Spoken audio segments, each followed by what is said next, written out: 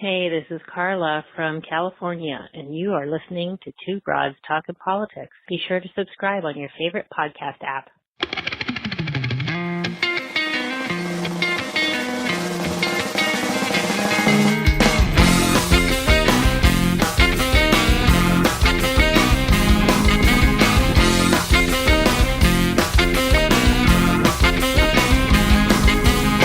Are you listening? Hi, everyone. This is Kelly with Two Broads Talking Politics, and I'm here in this segment with Sara Johnson Rothman, who is running for state representative in Pennsylvania in the 151st Legislative District. Hi, Sara. Hi. Thank you so much for having me, Kelly. Yeah, thanks for joining me. So let's start with our usual first question. Can you tell me a little bit about your background and why you've decided to run for state representative? I am a former special victims prosecutor. I worked at the Bucks County DA's office for a number of years. I left there after the birth of my second child. Now I work as an education law attorney. I'm also the vice president of the Upper Dublin School Board, which is the public school district that my two children attend. I've been involved with politics not terribly long. I've been on the school board now for 4.5 years.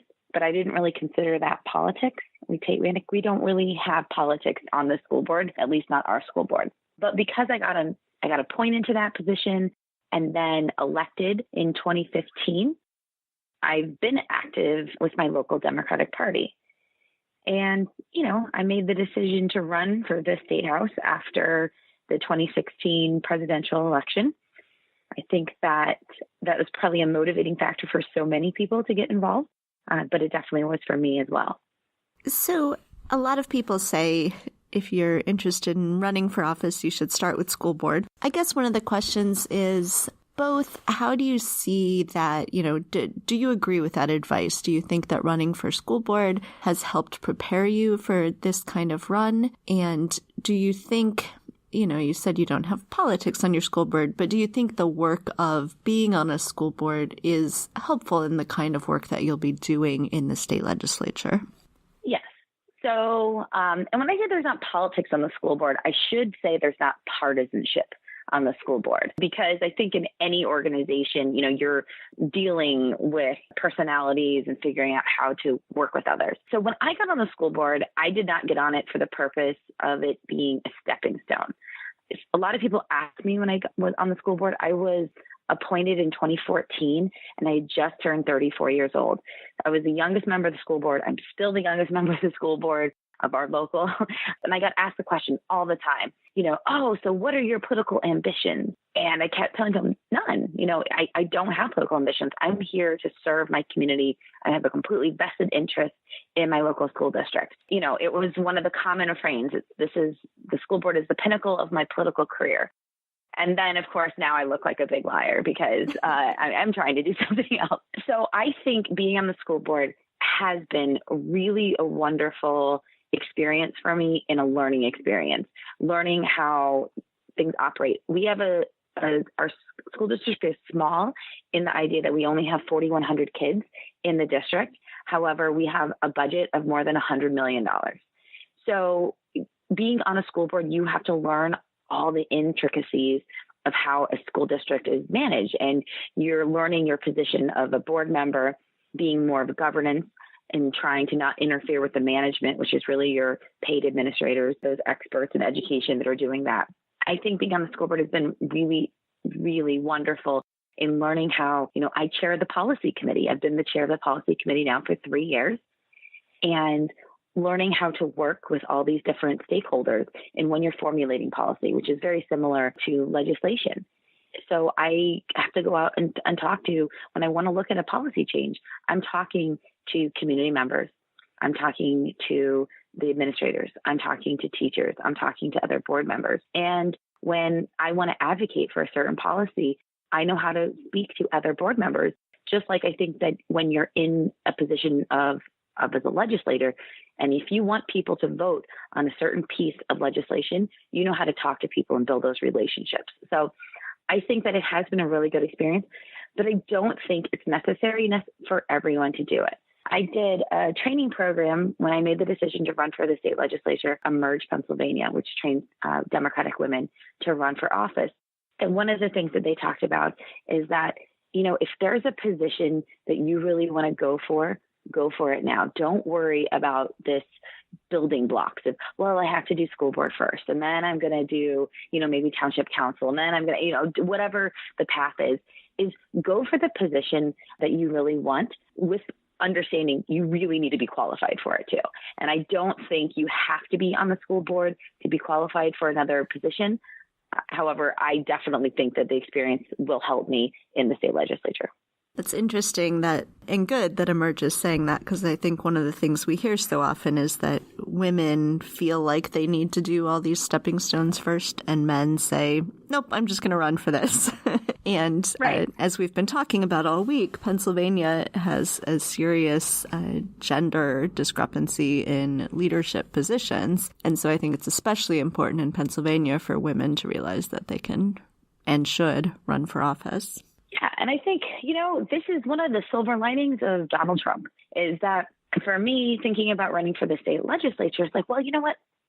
I haven't been involved in politics. I haven't worked on people's campaigns.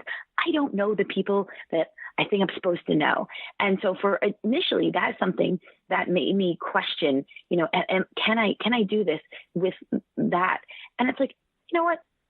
If Donald Trump can be president of the United States, I think I can be state representative. I think I can do it. And I think that's what's happened to a lot of people, is that, it's finding the right people that are smart, that are caring, that have good values, and that will work hard, and putting them in positions, that I think that you can be qualified in different ways without necessarily coming up through the whole political machine. So if nothing else, I've learned that from Donald Trump. It's good that there's a silver lining. So you mentioned people with good values. Can you talk about what some of your values are that you want to bring to the state legislature?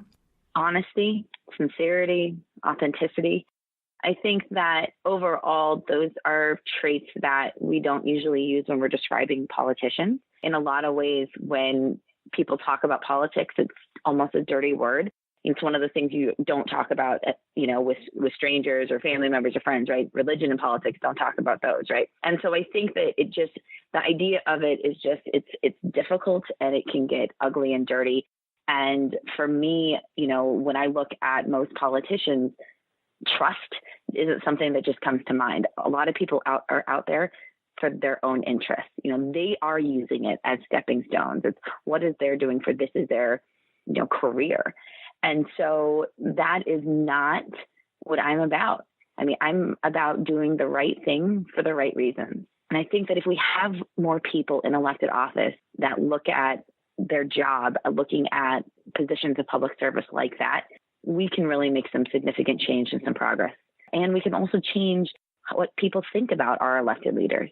The Republican incumbent whom you're running against has been in office since 2010, and he's won, especially in recent years, has either been unopposed or has won by a pretty big margin. But like the other Pennsylvania women we've been looking at, you in the primary this year actually had more votes than he did. Both of you were unopposed. So do you see your district, the 151st legislative district, as a district that is changing? Is it turning blue right now? So it is blue now, and it has been blue for, at least voted blue statewide for a while. So my opponent came into office in 2010 under that red wave. So that was President Obama's first midterm election, right? And so that's when Republicans won in so many of the state legislatures across the country, Congress, all of that. That's when there was that big, red wave take back in 2010. And so what's happened in Pennsylvania politics since then, and specifically in the 151st, we had the redistricting that occurred at the beginning of this last decade. There was some hiccups with it because there was a lawsuit. And so the boundaries were put in place and didn't actually get into place for the first state legislature election until 2014. But when they did those boundaries, the 2012 had the old boundaries technically, but the new boundaries were out, so people knew where they were going to go. And one of the interesting things I find is that there was a Democrat held the 151st from 2006 to 2010. And so he was ousted in that red wave.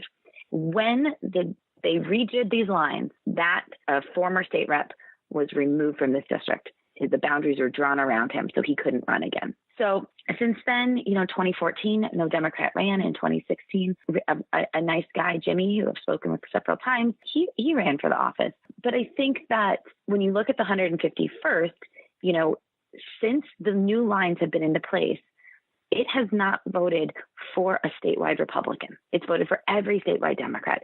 Governor Wolf won the district back in 2014 by 8 points.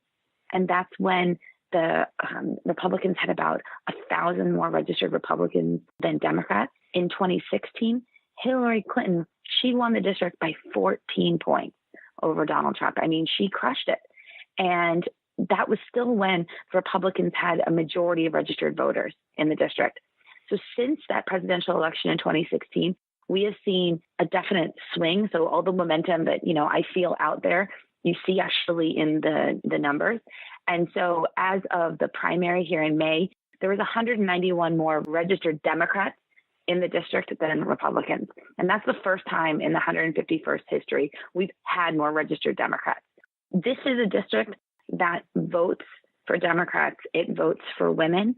The 151st has never been represented by a woman before in the state house. But, in that 2016 election, it voted for Hillary Clinton. The district voted for Katie McGinty, who was running against Pat Toomey for Senate. And throughout the 151st, in the 2017 elections, women won in all these little local races. So if a woman was on the ballot, she won her race. And I think that's a really interesting trend that we're seeing probably overall, but specifically in the 151st. And is that what you're sort of feeling when you're talking to people around the district as well? Are you getting a positive reception, and are people really responding to your message? Absolutely. It's one of the best parts of campaigning is going out there and meeting people, that all these strangers you didn't know, and hearing that they're caring and that they want change, that they see what's going on right now and it's not okay with them. And when you start talking about, what things I think are important, public education is absolutely crucial to our community. When you start talking about the environment and how important it is to have safe drinking water, and when you talk about how our tax system is, and when you talk about healthcare, and you start talking about all these things that I value, and seeing that other people are out there saying the same things, and, they might not know all the policy points because they're busy and they're not investing all their time into this, but they really care and they really see that change is necessary, because we know what happens in Pennsylvania when the Republicans have control, that if you elect moderate Republicans in Pennsylvania, the right wing is still in control. And that's what's happened now. So if we want to see change, if we want to see progress, we really only have one option this year, and it's to vote in Democrats. When you were talking about the district map and what it looks like, you've got it on your website, and I was looking at it, and I don't even know how you make sure that you're talking to the right people, that you're going to the right places with a map that looks so bizarre. Yes.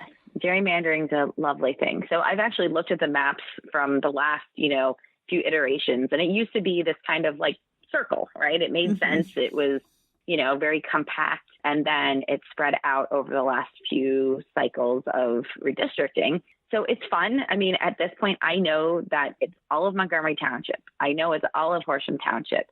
It is a third of Upper Dublin Township, and it's one little polling location from Lower Gwinnett Township, Precinct 2-1. So yes, it is. At this point, I have my boundaries memorized.